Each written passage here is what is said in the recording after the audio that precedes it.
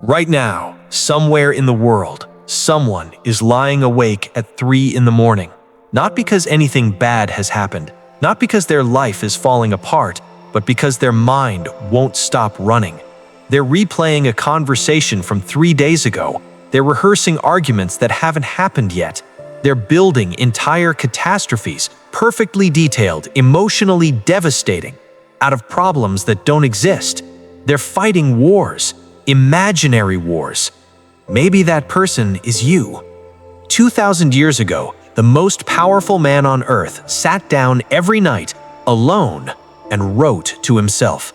Not speeches, not decrees, not orders to his armies, just honest, raw, sometimes desperate notes to his own restless mind.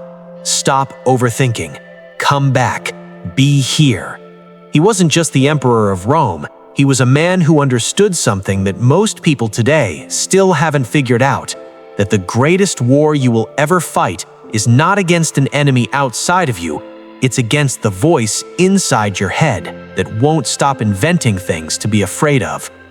His name was Marcus Aurelius, and what he discovered about the human mind, written in those private pages over 2,000 years ago, may be the most powerful cure for overthinking that has ever existed. Stay with me, because by the end of this video, something is going to shift. Let me describe something. You wake up in the morning, and before your eyes are even fully open, the thoughts have already started. What do I need to do today? Did I say something wrong in that meeting yesterday? What if this doesn't work out? What if they don't like me? What if I'm making a mistake? What if? And just like that, before you've even gotten out of bed, you're already exhausted. Here's what nobody tells you about overthinking. It doesn't feel like thinking. It feels like protecting yourself. It feels productive, like you're preparing, like you're being responsible, like you're staying one step ahead. Your brain convinces you, if you just think about this problem hard enough, long enough, from every possible angle, you'll find a solution. You'll be safe. But here's the cruel joke. Most of the problems you're thinking about, they're not real. Think about your last anxiety spiral. Really think about it. Not the small worry, the spiral, the one that stole 3 hours of sleep, the one that ruined your Tuesday. How many of those scenarios actually came true? How many of those conversations you rehearsed actually happened the way you imagined? How many of those disasters you prepared for actually arrived? Research from Penn State University followed people who struggled with chronic worry. They tracked every single worry, every imagined catastrophe, and then they waited to see what actually happened. The results? 91% of things people worried about never happened. Not some, not most, 91%. Of the remaining 9% that did happen, the vast majority were handled just fine when they actually arrived.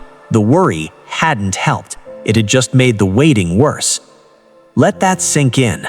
You are spending enormous amounts of your mental energy, your emotional health, your actual life fighting battles that will never be fought.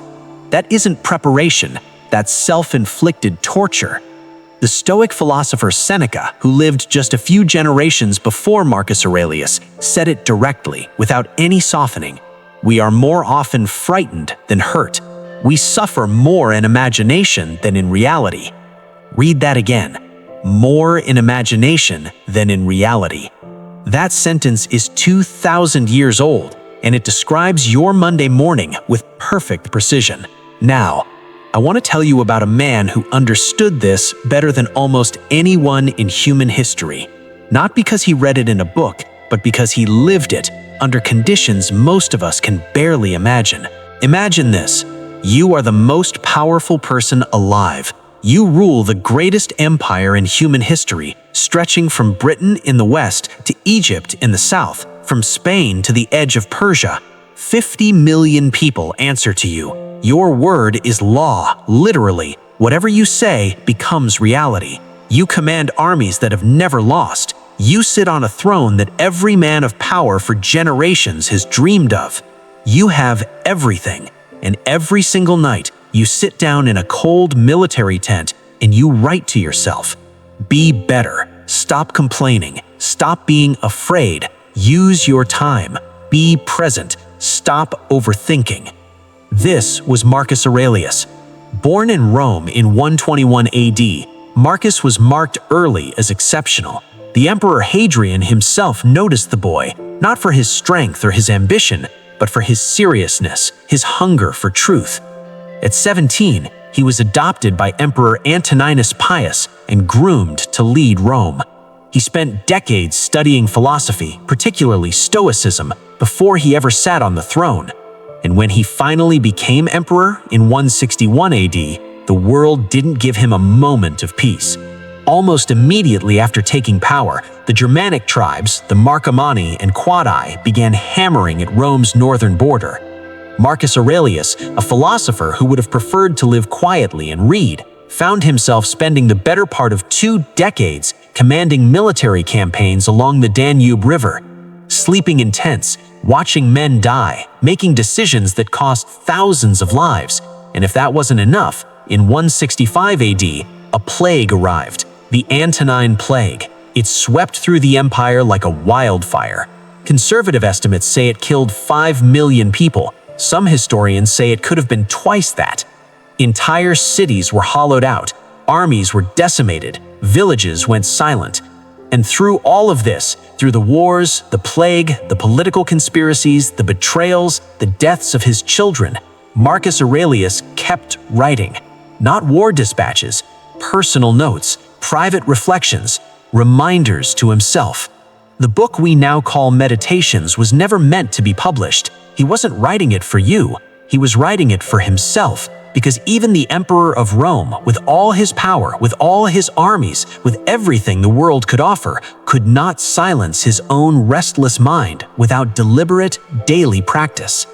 Think about that for a moment. Here was a man facing real catastrophe, real war, real plague, real death, and yet the battles he wrote about most obsessively were not on any physical battlefield. They were inside his own head. Stop letting your mind run ahead of you. Don't borrow trouble from tomorrow. Come back to what is real. Come back to now. This is a man who knew what real problems looked like, and he was telling himself, constantly, stubbornly, that the imaginary ones were just as dangerous. If anything, more dangerous, because the real ones you can fight. The imaginary ones trap you in a loop that never ends. I want you to pause here for just a moment, because before we go any further, I need you to understand something important. What we're about to explore isn't self-help advice. It isn't a list of productivity hacks. It's something deeper than that. Marcus Aurelius didn't just come up with clever tips for calming your nerves. He developed a complete philosophy of the mind, a way of understanding why we suffer, where that suffering actually comes from, and how to dismantle it at the root. What follows are 7 core principles from his meditations, not in the order he wrote them, but the order you need them, the order that builds. Pay attention. This is the cure. Before you can cure something, you have to understand it, and here's what Marcus Aurelius understood about overthinking that most people, even today, get completely wrong. Overthinking is not a thinking problem. It's a judgment problem. Let me explain what that means. In Book 8 of the Meditations, Marcus wrote, "If you are pained by any external thing, it is not this thing that disturbs you, but your own judgment about it. And it is in your power to erase this judgment now." Notice what he said, not change your circumstances, not fix the problem, not try harder. Erase the judgment, because the event itself, whatever it is neutral. Someone didn't respond to your message. That's a fact. That's neutral. But then your mind steps in. Why haven't they replied? Are they ignoring me? Did I do something wrong? Do they not like me anymore? That's not the event. That's your interpretation of the event. And it's the interpretation, the story you tell yourself, that causes the suffering, not the event. Marcus calls this the impression, the raw thing that happens in the world. The impression comes in through your senses, and then, in that split second before you react, you have a choice. Do you accept the impression as it is, or do you add a story to it? A story about what it means, what might happen next, what the worst-case scenario is, what people think of you, what this says about your life. Overthinking is what happens when you keep choosing the story over and over and over again, building on it, elaborating, adding details, running worst-case scenarios, until you're not thinking about reality at all anymore. You're living in a fiction you wrote yourself. Here's the one sentence from Meditations that, if you truly internalize it, can change the way your brain works. The happiness of your life depends on the quality of your thoughts. Not your circumstances, not what other people do, not your bank account or your relationships or your health. The quality of your thoughts. The mind is where the war begins, and it's where the war ends. The question is, who's in charge of it? Cure 1. The single-step rule. Don't imagine your whole life at once. In Book 8 of the Meditations, Marcus writes something so simple it almost sounds like nothing. Do not disturb yourself by imagining your whole life at once. Don't always be thinking about what sufferings and how many might possibly befall you. Read that and really feel what he's saying. The problem isn't thinking about your life. The problem is imagining it all at once. Because when you zoom out to every possible problem, every possible failure, every possible loss that could happen between now and the day you die, of course you feel paralyzed. Of course you feel overwhelmed. Of course you feel like you're drowning. You just dumped every problem in your entire lifetime onto this single moment and ask yourself to carry it all. That is not wisdom. That is self-inflicted madness. Marcus wasn't writing this as some kind of inspirational quote for a wall poster. He was writing it to himself, at war, on a campaign, when his mind was probably racing through every possible way the battle could fail. He was reminding himself, one step, one day, one problem, the actual one in front of you. Not next year's problem, not tomorrow's problem. This one, right here. Here's the practice. The next time you feel your mind beginning to spiral, catch it, name it. Ask yourself, is this problem happening right now, in this moment, in this room? If the answer is no, and it almost always is no, then you are fighting a ghost. Set the ghost down. Come back to what is real. One step. Cure 2. The separation technique. Deep dive. Just the facts. This one is perhaps the most immediately powerful tool in the entire Stoic arsenal. Marcus Aurelius spent years training himself to separate what actually happened from what he thought about what happened. Two completely different things. Most people treat them as one. In Stoic philosophy, this is called the discipline of assent. When an impression comes in, an event, a fact, a thing someone said, you have to pause before you assent to any judgment about it. You have to ask, what is the fact here? Just the fact, nothing added. Let's make this real. It's Thursday afternoon, you're at work. You pass your boss in the hallway, you smile, you say hello. They look at you, they keep walking, they don't say a word. Now, stop.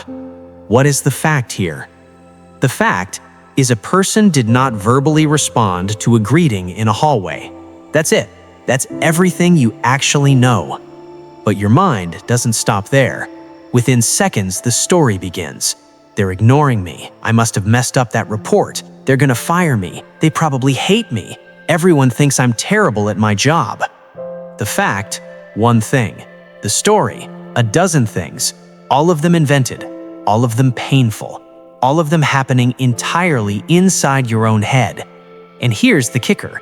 You'll probably spend the rest of the day, maybe the rest of the week, reacting to the story as if it were real. You'll be quieter in meetings. You'll be anxious around your boss. You might even start looking for other jobs. And then, on Friday, you find out your boss had earbuds in. They were on an important call. They didn't even see you. The fact was always just, a person didn't respond. The story was a novel you wrote starring yourself as the victim. Marcus wrote, "How much more grievous are the consequences of anger than the causes of it?" Think about that.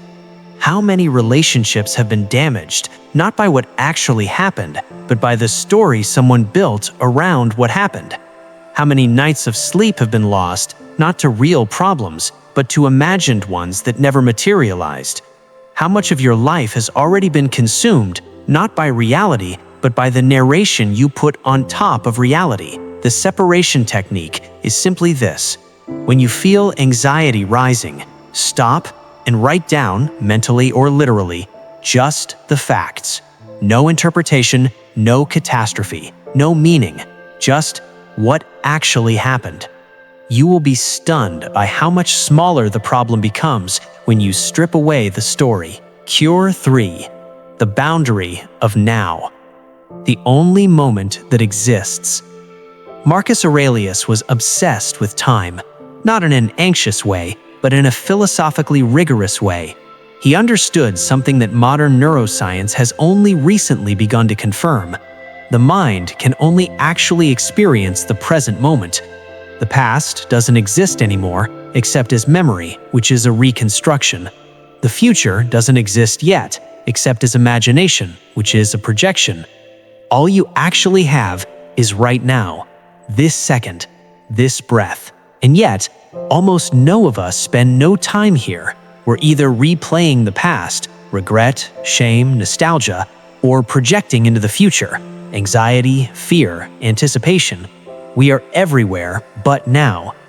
Marcus wrote, "Never let the future disturb you. You will meet it, if you have to, with the same weapons of reason which today arm you against the present." Read that carefully. He's not saying the future doesn't matter. He's saying the weapons you need to handle the future are the same you're using right now. Your reason, your judgment, your character. Those don't disappear when tomorrow arrives. You will be there, you will still be you, and whatever comes, you will meet it when it comes with everything you are. The anxiety doesn't add anything, it doesn't make you more prepared, it just steals the day you have now to pay for a day that may never arrive.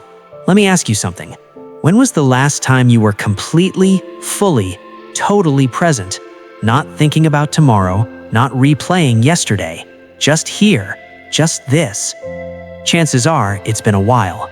And yet, every tradition on Earth, from Stoicism to Buddhism to modern psychology, agrees on this. That presence is not just a nice idea, it is the only place where peace actually lives. Cure 4. The dichotomy of control. Deep dive. The circle exercise. This is possibly the most famous Stoic idea, and it's famous for a reason. Because once you truly understand it, not just intellectually, but in your gut, it dissolves about 70% of your anxiety overnight.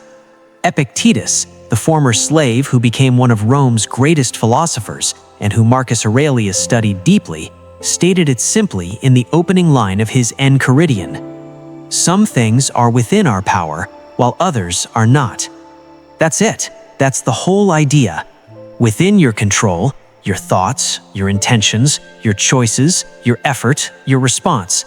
Outside your control, other people's opinions, the weather, the economy, your past, your health, what other people do, how things turn out. Marcus internalized this so deeply that he applied it in every domain of his life. When a senator betrayed him, he could not control the betrayal. He could only control his response. When the plague swept through his armies, he could not stop the disease. He could only control how he led in the face of it. When his children died, and several of his children died, he could not undo that. He could only choose what kind of man to be in the grief. You have power over your mind, not outside events. Realize this, and you will find strength. That's not a surrender, that's a liberation. Because the moment you stop pouring your energy into things you cannot control, all of that energy is suddenly available for the things you can. Let's do this with a real example, right now. Take whatever is worrying you right now. I'll use one. losing your job. Draw the circle. Inside the circle, which you can actually influence. Your effort today. The quality of your work. Your attitude. Updating your resume just in case. Your network. How you treat your colleagues. Outside the circle, everything else. Whether the company is profitable. Whether your boss is having a bad day. The economy. Whether someone else gets the promotion. What people say about you behind your back. Now, make a decision. You are only allowed to think about, worry about, and spend energy on what is inside the circle. Everything outside the circle? Not your problem. Not because it doesn't matter, but because your worry about it changes absolutely nothing except the quality of your day. Cure 5. The view from above. Brief. Marcus had a mental exercise he returned to over and over. The view from above. When he was caught in anxiety, in the noise of court politics, in the weight of military decisions, he would mentally zoom out. He would picture himself from above, then from higher, then from the vantage point of the stars. He wrote, "Think always on the many funerals of men, the many physicians who are dead after knitting their brows over patients, and the many astrologers after they have predicted with great pomp the deaths of others." It sounds dark, but that's not how he meant it. He meant it as relief. Think about the thing that's been torturing you this week. Now zoom out. In 10 years, will this moment matter? In 50 years? In 1,000? The Roman Empire itself, the thing Marcus gave his entire life to protect, is gone. The buildings are ruins. The legions are dust. The emperors are history book footnotes. And yet, sitting on a riverbank in a military tent 2,000 years ago, a tired emperor wrote words that are alive enough to help you right now in whatever room you're sitting in. That is what survives. Not the drama, not the anxiety, not the petty grievances, the quality of how you lived. The view from above doesn't diminish your problems. It reveals their actual size, and most of the time, they are very, very small. Cure 5. The amor fati principle. Deep dive. The obstacle is the way. Here is where Stoicism stops being philosophy and becomes something almost spiritual. Amor fati, Latin for love of fate. Not acceptance of fate, not grudging tolerance of fate, love of it. Marcus Aurelius believed, deeply, uncompromisingly, that everything that happens to you is not happening to you, it is happening for you. The obstacle? That's the material your character is made from. The setback? That's the forge. The loss? That's the teacher. He wrote, "The impediment to action advances action. What stands in the way becomes the way." Read that again. What stands in the way becomes the way. Now apply this to overthinking. Most of the time, we spiral because we're resisting something. We can't accept that a relationship ended. We can't accept that a career path failed. We can't accept that we made a mistake. We can't accept that we are not in control. So the mind keeps running, trying to think its way back to a version of reality it can accept. If I just figure out why this happened, if I just understand what I did wrong, if I just replay it enough times, maybe it will change. But the reality doesn't change. Only the suffering continues. Amor fati says, stop fighting what is. Not because you're giving up, but because the resistance itself is where the suffering lives. Consider the story of a man named Morris. He wasn't a professional runner, just someone who loved it.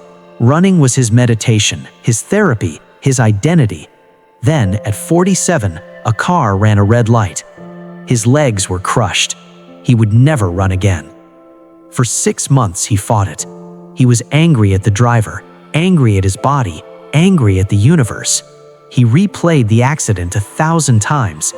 If I had left 1 minute later, if I had looked both ways again. He was fighting an imaginary war against a reality that would not change. And then one day, sitting at the edge of a track, he saw a young man, maybe 19, in a wheelchair, crying.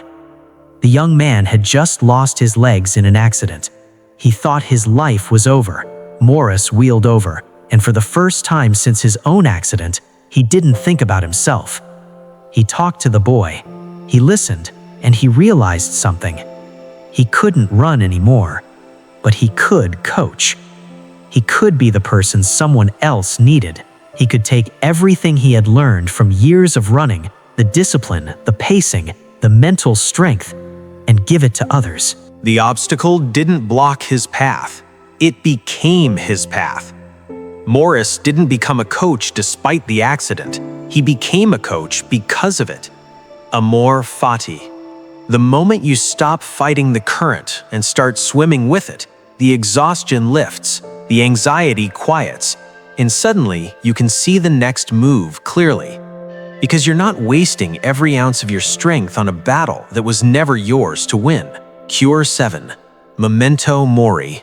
The great clarifier. You could leave life right now. The last cure, and it's the one most people flinch away from. Memento mori. Remember that you will die. I know, not exactly what you expected from a video about calming your thoughts, right?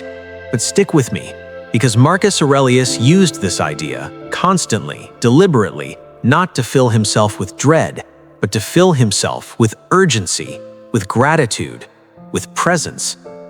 He wrote, "You could leave life right now. Let that determine what you do and say and think." Pause on that. You could leave life right now. Not in 50 years, not when you're ready, not after you've accomplished everything. Right now. What does that do to your anxiety about what someone thinks of you? What does it do to the spiral about the email you haven't sent? What does it do to the 3-hour thought loop about a conversation from 6 days ago? When Marcus was at war, when plague was killing his soldiers by the thousands, when he could genuinely have died at any moment, he wasn't anxious about small things. Not because he was unfeeling, but because he could see clearly. Memento mori is a clarity tool. When you hold the reality of your own mortality gently, without drama, the imaginary wars suddenly look exactly like what they are: distractions, noise, ghosts. In the real things, the actual life in front of you, the people you love, the work that matters, this breath, this moment, this unrepeatable day, those come into sharp, urgent, beautiful focus. There's a story about a woman named Helen. She was 83 years old when she shared this. Her husband had died 3 years earlier. They had been married for 57 years. When someone asked her what she missed most, she didn't mention the big things, not the vacations, not the anniversaries. She said, "I miss the way he would tap his fingers on the kitchen counter while waiting for the kettle to boil. Every morning for 57 years, I would get anything to hear that tapping again. The small things, the present things, the things we are too busy worrying to notice." Memento mori. You will not have 57 years. None of us know how many we have. But you have this morning. You have this kettle. You have this breath. The anxiety wants you to live in a future that doesn't exist. Memento mori brings you back to now. And now is where life actually happens. How to actually do this? Now, I want to be clear about something. Everything we've talked about, the 7 cures, the Stoic principles, the wisdom of Marcus Aurelius, none of it means anything if it stays in the realm of ideas. Marcus didn't just know these things, he practiced them every single day. That's what the Meditations actually is. It's not a book of finished wisdom. It's a daily training log, evidence of a man showing up day after day, doing the mental work. He wrote these things to himself because he needed the reminder, because the mind, the untrained mind, always defaults back to worry, to anticipation, to catastrophe. The practice is what keeps it anchored. So here is what you can do starting today, not tomorrow, not when things calm down, not when you have more time. Today, the morning anchor. When you wake up, before you look at your phone, before you check messages, emails, news, social media, give yourself 2 minutes, just 2, and ask, what is actually true right now?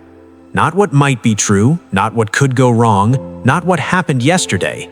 What is actually, verifiably, undeniably true right now? The answer is usually something like, I am alive, I am safe, I have this day. That's your anchor. Start there. The control audit.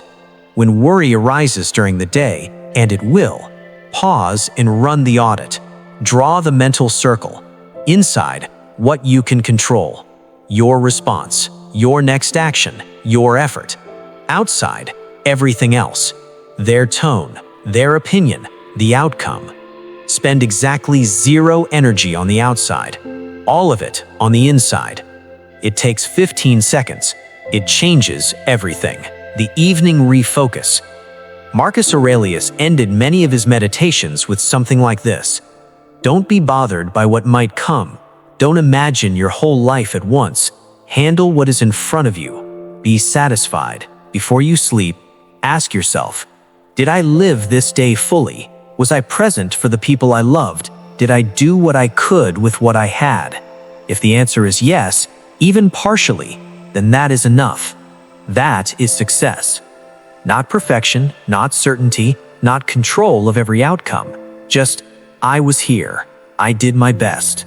I was present. Put the day down. Let tomorrow worry about itself. He wrote them because he didn't.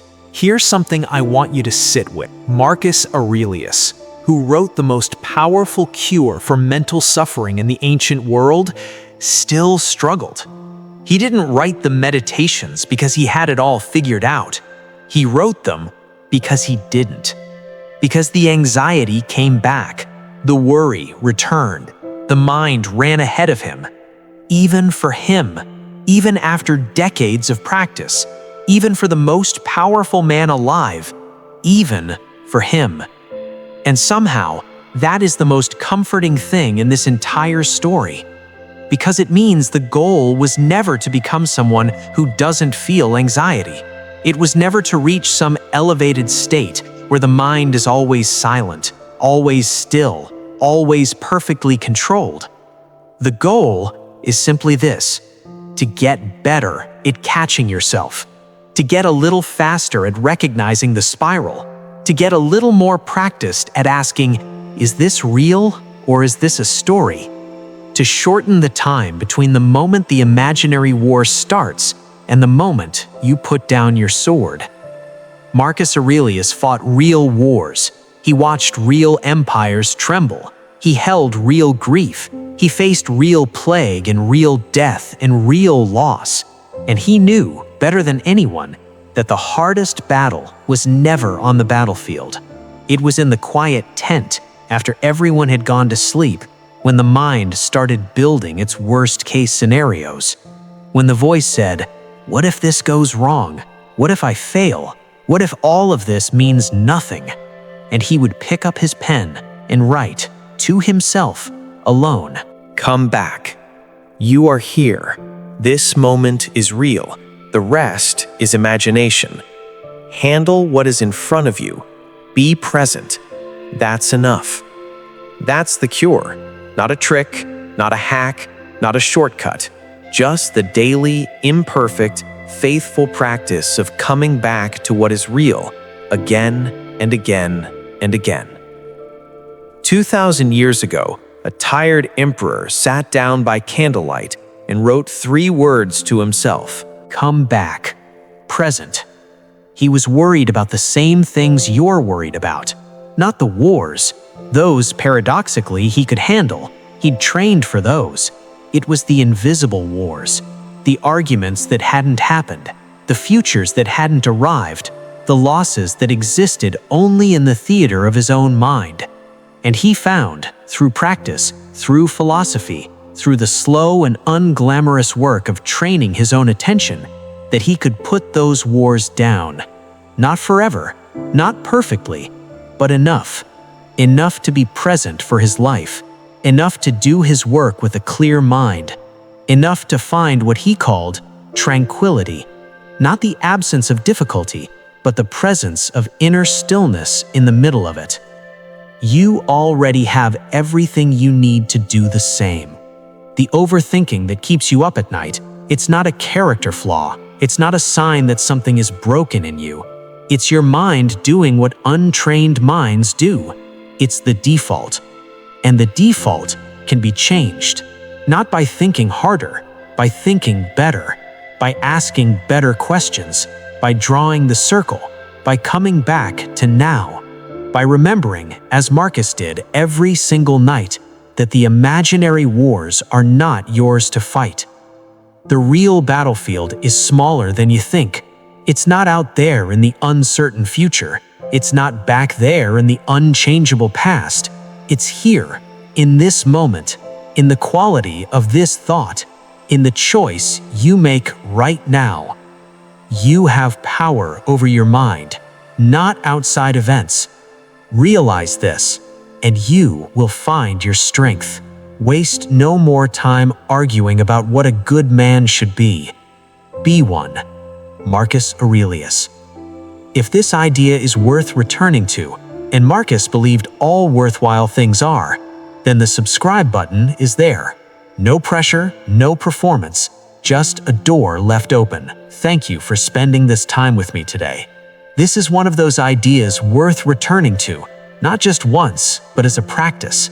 And if you want to go deeper into Stoic philosophy, the kind that actually changes how you think, not just how you feel, there's more here on this channel. I'll see you in the next one.